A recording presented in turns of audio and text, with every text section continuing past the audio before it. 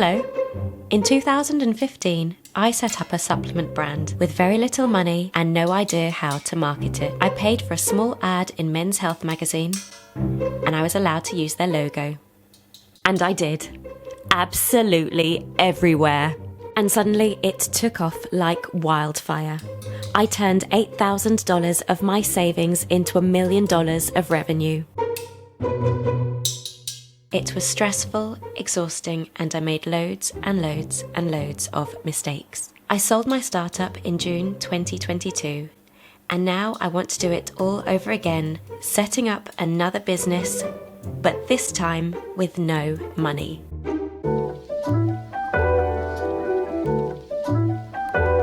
Hello, check out episode 1 here. Welcome to episode 2. I'm on a journey to get a channel monetized. I need 4,000 hours of watch time. So far, in 3 weeks, I have just over 700, so we're getting there. Sorry, crazy last minute update. In the last few days, the watch time has doubled to 1,400 hours. I'm going to show you exactly what I did, so stay tuned. In this series, I'm setting up a business with no money. The idea so far is a meditation channel that will be monetized. Alongside is a business-to-business website where I'm going to be partnering with brands that I really like and sharing their products and services with the community that I've built on my meditation YouTube channel. Later on in this video, I'm going to be showing you how I build this website. I'm going to be using the drag and drop platform Shopify. Another quick edit, I don't end up using Shopify, and I'll show you why later on. Does Shopify do business-to-business sales?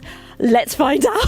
You'll see in real time whether or not it's working and how frustrating it is. But for now, let's discuss how I'm building my meditation channel. There are 2 sources of content that I'm using. I've signed up to the stock music service TunePocket. The link is in the description. I've partnered with them, and I have paid £65 for an annual subscription. The other content that I'm using for my channel is going outside into the great outdoors and filming lots of beautiful content. I also went a little bit crazy the other day and I bought a sound recording device that are great for ambient noise, nature sounds, bird song, everything. There's a dog. Oh my god, there's a dog. Whoa. I don't know what I shouldn't film in a park, should I? How exactly am I building the channel?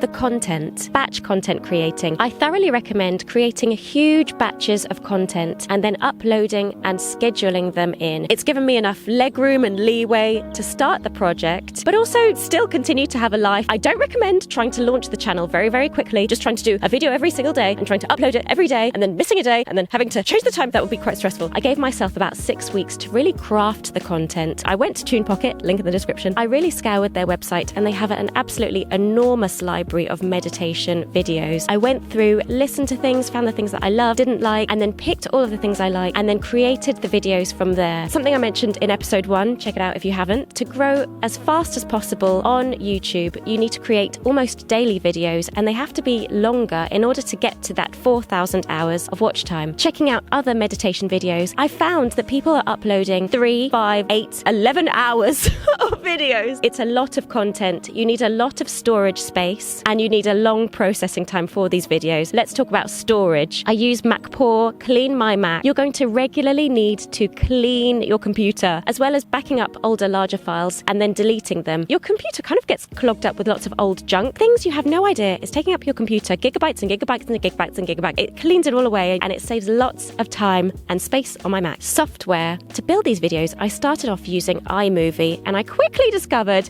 that the processing times for a 3-hour video can absolutely take forever. So I've now downloaded DaVinci Resolve app. Absolutely incredible. Fast processing times, easy to use, and free. Images for the video. I have been going to unsplash.com and pexels.com and making use of their free images and free videos to use as part of my videos. And to build the thumbnails, I have also been using Pexels and Unsplash. I did have a subscription to stock Adobe. I mentioned it in episode 1. Hate Adobe stock images. I've cancelled the subscription now. Hooray! And to create the lovely thumbnail, I simply use canva.com, and I have a free subscription to that. Taking a look at my dashboard, you can see that I've scheduled a huge amount of videos, about 3 weeks worth of content, which is a nice feeling to have that I'm on top of the project. I don't think, oh, I've got to run home and make sure a video is going out at 3 p.m. today. I know that all of my content is set and it's all launching at 5 o'clock every day. Premieres. Again, I was taking a look at what some of the other large meditation channels are doing, and some of these channels have a huge amount of live videos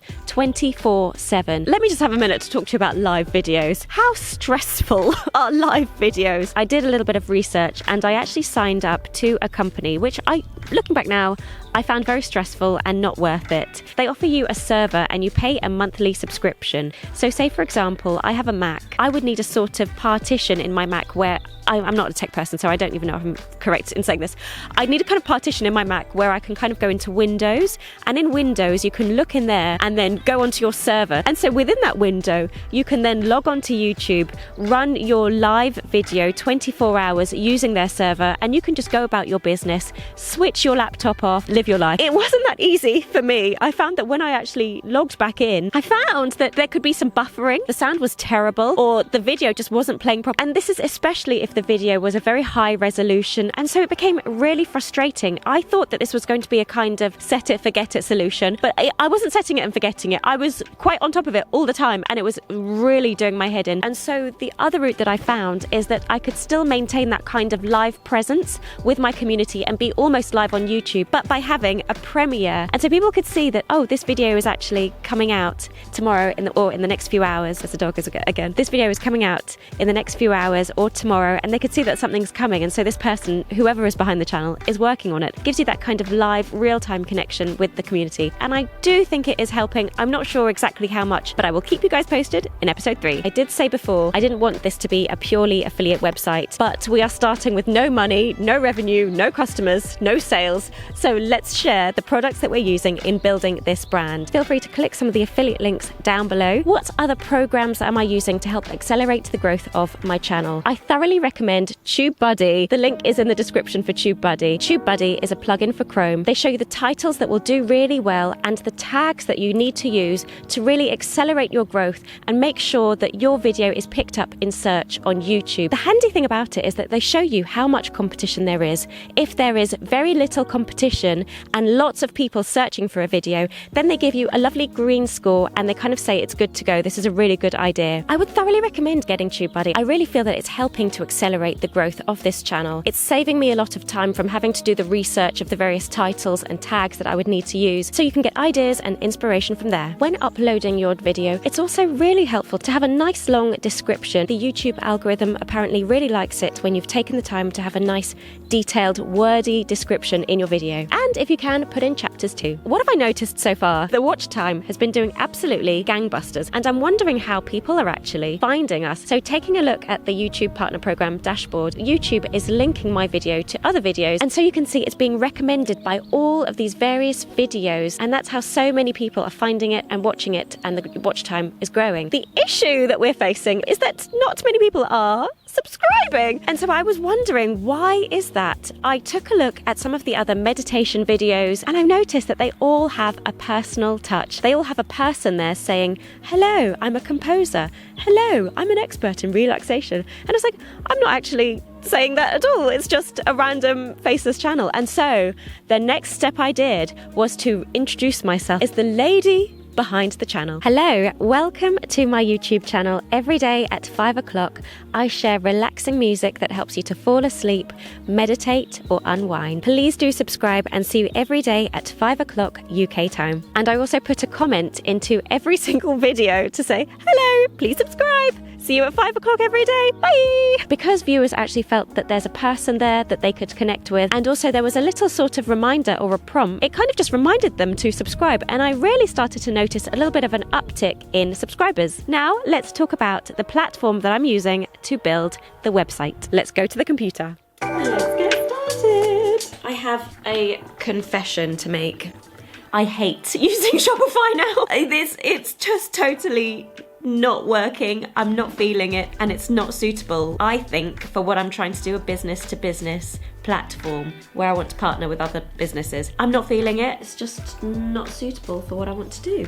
Hello, it's the following morning. Last night when I was trying to use the Shopify platform and just trying to picture the brand, and what it would be and the service it would offer, I just was not feeling it. I wasn't feeling inspired. I'm starting to feel like this idea is really wishy-washy, and I just feel as if I almost need to take a bit of time out to step back, get inspired, think of a really good idea, an idea that I would get excited about, that would capture people's imagination, want to get people signed up to it and share their information with brands that they would find useful. What is it? What is this idea that I'm trying to figure out? Oh, I don't know. Let's go on this journey together.